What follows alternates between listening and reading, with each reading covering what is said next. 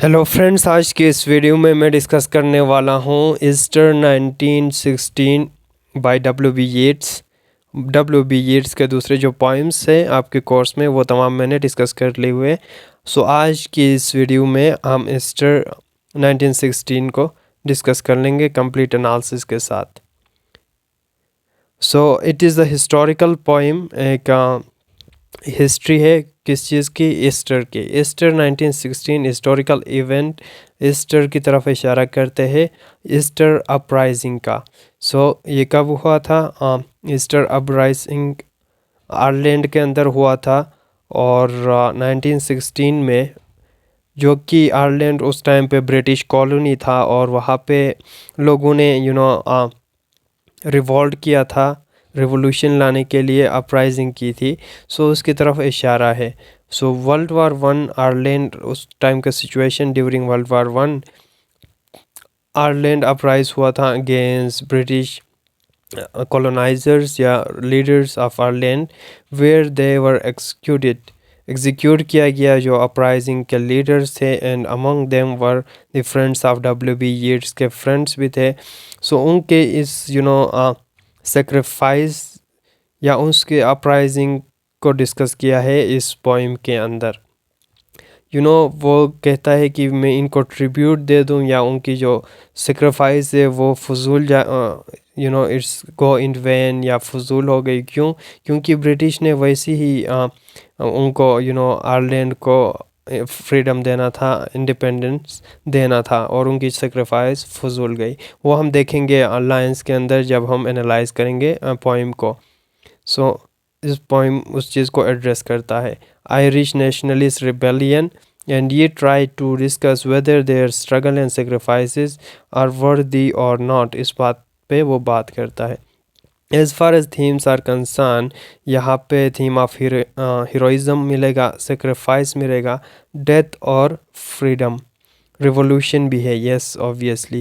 And यहाँ पे क्या होता है actually, the rebellious leaders they were executed by firing squad, and after reflection on the rebels' constancy of the purpose, as if their heads were enchanted to a stone, and the poet wonders whether the rebellion क्या वो सच में worth था जो उनकी जो struggle थी या नहीं, उस चीज़ के ऊपर बात करता है। The poem ends in a note of futility, उनकी जो सेक्रीफाइसेस या स्ट्रगल है वो तो फ्यूटाइल हो गई। क्योंकि फ्रीडम या इंडिपेंडेंस इनको वैसे भी मिलना था।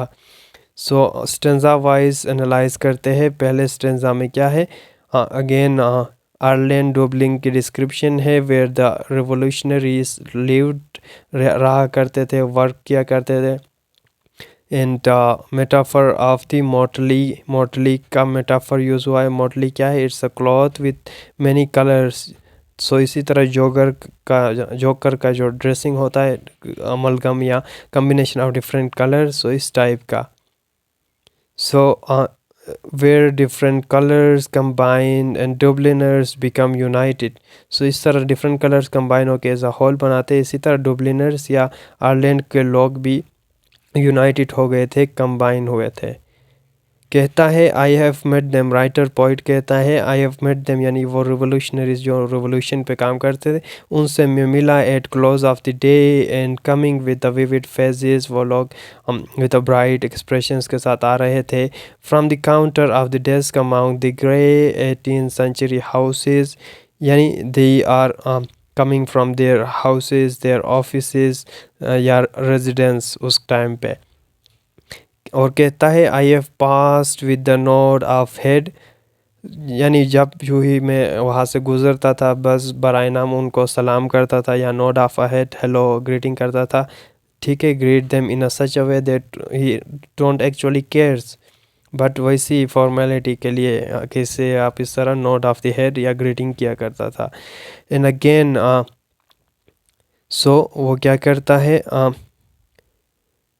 आई had done of a mocking a tale, और क्योंकि ऑफिस में जाके वहाँ जाके वो उनको मॉक करता है, लोगों को मजाक उड़ाता है, उनका स्टोरी बताता है। And he think of the ways to mock them to please his colleagues. right? And to please a companion around the fire at the club जहाँ पे वो काम करता है, whatever जो क्लब था, being certain that they and I had but lived where motley is born. motley का मैंने आपको बताया कि डिफरेंट कलर कम्बिनेशंस मिलके यूनिटी को शो करता है. सो आयरलैंड के लोग भी यूनाइटेड हो गए थे इस रेबिलियन के लिए. एंड अगेन ये इम्पोर्टेंट लाइन है, ये बार बार रिपीट होता है पोइम के अंदर. A terrible beauty is born. A terrible beauty is born, इसका क्या मतलब है? अगेन यहाँ पे ऑक्सीमोरॉन यूज़ हुआ है, टेरिबल और ब्यूटी का अपोजिट्स है, right? So again terrible beauty born refers to a change takes place या रेबिलियन या रिवोल्यूशन की तरफ इशारा करता है. And this is a beautiful fight for the freedom but also terrible. Why? Because many lost their lives and history celebrates this moment of death. तो यहाँ पे वो इस चीज़ की बात करता है. Moving on further to the poem, फिर वो किस चीज़ को एड्रेस करता है आगे जाके? वो कहता है कि he name the rebels by their social roles and they are actually historical figures. So ये एक्चुअल स्टोरी है, उसके अपने दोस्त थे. सो उन जो उन्होंने पार्टिसिपेट किया, द लीडर्स लीड कर रहे थे, उनका नाम लेता है, उनका सोशल रोल बता देता है. Let me scroll it down. जिनमें उनके दोस्त भी होते हैं. फॉर एग्जांपल एक वुमेन का जो डिस्कस करता है कि अमंग देम रिवोल्यूशनरिस्ट या रिबल थे, उनमें एक वुमेन भी थी. स्टार्टिंग में रिवोल्यूशन से पहले तो वो ब्यूटीफुल वुमेन थी, अपने काम में अच्छी तरह कर लेती थी. And the people in the Easter uprising, the women was later on she joined the revolution and she became a political activity में involve होने लगी. and now she is involved in a political argument. पहले वो इस तरह की नहीं थी. and when she was young her voice was sweet and अभी चेंज हो गया है, अभी वो पॉलिटिक्स में इन्वॉल्व हो गई और her voice grew shrill, high pitch, sharp, right? Change उस चीज़ की तरफ. पहले तो इस वुमेन का जिक्र किया, लेटर ऑन दूसरे प्रोमिनेंट फिगर्स जो उस अपराइजिंग में थे उनका जिक्र करता है. व्हेन यंग एंड ब्यूटीफुल, वही वो women. And this man had kept a school and rode our winged horse. So हाँ, दिस मैन एक पॉइंट की तरफ इशारा करते हैं, कहता है कि he kept school rode out winged horse. Winged horse symbolize करता है पोइट्री को. थ्रू हिज पोइट्री वो रिवोल्यूशन ला सकता है, एक पॉइंट था. और दूसरा बंदा कौन था? द अदर, जो कि उसका हेल्पर था. His helper and friend was coming into his force, उसने भी उसको ज्वाइन किया. And he might have von fame in the end. आखिर में वो भी उस लिस्ट के अंदर उसका भी नाम आया जिन लीडर्स को एग्जीक्यूट किया गया था. सो इसी तरह उनको फेम भी मिल गई और they met their death. And दूसरा मैन कौन था? दिस द अदर मैन, नाम तो नहीं लेता, कहता है कि एक और आदमी था. वो कौन था? This the other man I had dreamed a drunken. एक ड्रंकन है, वेंग्लोरियस लॉर है, यानी राउडी या एग्रेसिव टाइप का पर्सन है. He had done most bitter wrong, यानी उसने बुरे काम किए हैं. मैं उसका नाम भी लेना नहीं चाहता, लेकिन मुझे उसका नाम लेना पड़ रहा है. Yes, I numbered him in the song. Still उसके बावजूद मुझे I have to include his name in this poem despite the fact that I hate him. He too has resigned his part in the casual comedy. यानी उस Easter uprising को वो casual comedy कहता है, futile कहता है, क्योंकि अगर वो स्ट्रगल ना करते तब भी फ्रीडम उनको मिलना था. उनकी स्ट्रगल फजूल गई, या उनके इंडिवर्स या उनको अपना जान देना पड़ा. He too has been changed in his transform utterly, वो भी ट्रांसफॉर्म हुआ और इसके नतीजे में a terrible beauty is born. इसको मैंने एक्सप्लेन किया, रिवोल्यूशन हो गई, चेंज आ गया। एंड हार्ट्स अगेन वो किस तरह उन्होंने स्ट्रगल की है। हार्ट्स विथ वन पर्पस, उनका पर्पस सारों का एक था, यूनाइटेड हो गए थे। They love one purpose, that is the freedom, they want freedom. And it's like enchanted to a stone, और ये फिक्स था, वो अड़े रहे थे अपने आइडिया पे, अपने आइडियोलॉजी पे।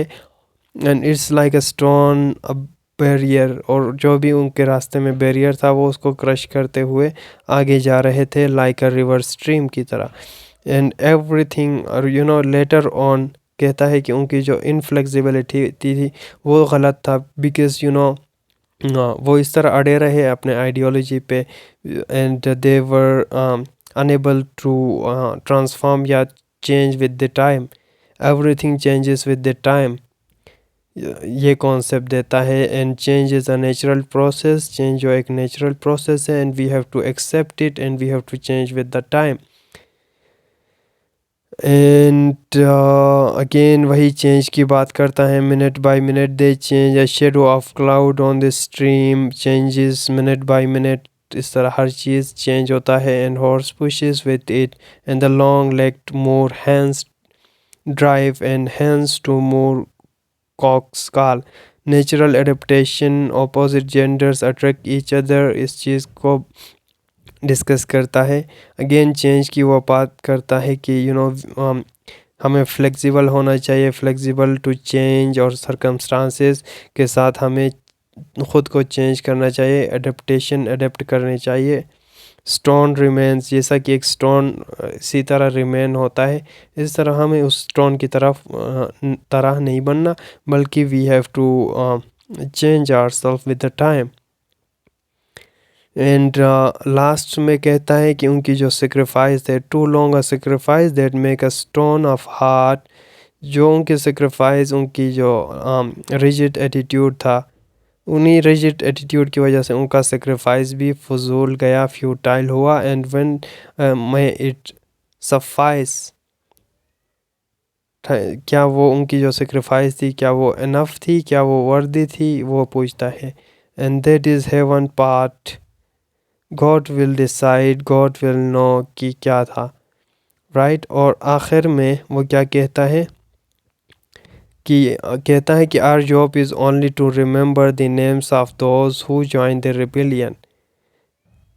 ठीक है, to murmur name upon names as mother name their children, या हर चिल्ड्रन, मदर्स लव की वो बात करता है। And when sleep at last has come, our limbs that had run wild, and what is it but a nightfall, night sleep, which symbolized death as well। कहता है कि maybe it's a night only and they are asleep, not dead or awake as in the morning, and it was a death। and फिर again आखिर में जाके वो ये बात इस्टेब्लिश करता है कि उनकी जो सेक्रीफाइस है वो फ्यूटाइल गई। और क्यों फ्यूटाइल गई? क्योंकि ब्रिटेन ने तो इंडिपेंडेंस उनको देना था, अगर वो अपराइजिंग करते ना करते तब भी। Was it needless death after all, क्या जो उनकी एग्जीक्यूशन डेथ सेक्रीफाइस किया, क्या ये फजूल था, नीडलेस था? फॉर इंग्लैंड में keep faith for all that is done and said, Britain ने तो पहले ही कहा था कि आफ्टर द वार हम आपको इंडिपेंडेंस देने वाले हैं। And we know their dream of rebellion to get freedom. And what if excess of love, again excess of love या ऑब्सेशन की बात करता है कि their obsession with the idea of freedom, जिसकी वजह से उनको अपना जान देना पड़ा, with their goal and purpose या रिजिड एटीट्यूड की वजह से of achieving freedom, they became unable to decide what they are doing right और रॉन्ग, वेदर इट्स राइट और wrong, whether it's good for them और नॉट। एंड अगेन कह रहा है अपने दोस्तों को जो रिबेलियन में मर गए थे उनको याद करते हुए, I write it out in a words, उनके नाम लेता है, MacDonagh, MacBride and Connolly, Connolly and piers.